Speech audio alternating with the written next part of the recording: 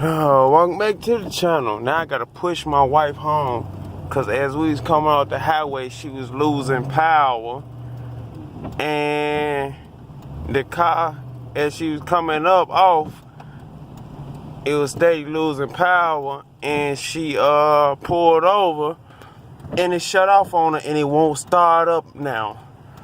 And my baby's in the car. Now this is one thing I don't fuck around with. A car cut out on with my baby in it, with my girls in it. That's a no-go. Even when I had that Dodge Intrepid back in 2013, it was just me and my lady then, and we ain't even had a baby yet. It was just me and my lady. That motherfucker started smoking and it cut off on us. Yeah, I could have fixed it, but I said fuck that, I junked it. And this one, the crankshaft sensor might have went, I don't know yet, but look into it tomorrow. But I'm really thinking about just getting rid of this motherfucker. That's what I'm really thinking about. I'm thinking, because she's still paying a car note on this motherfucker.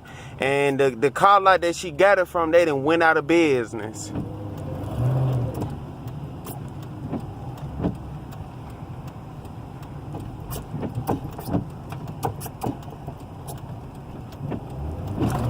Damn.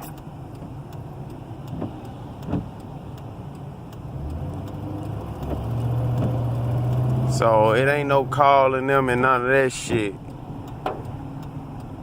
I'm glad that's why I came with her tonight.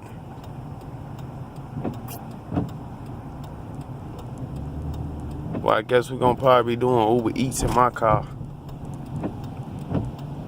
Just gotta watch out for the law. I gave her enough rolling power. Why she go this way? She know the police might be down here. Okay, let me creep up on her, cause I just kind of hit her collar too hard.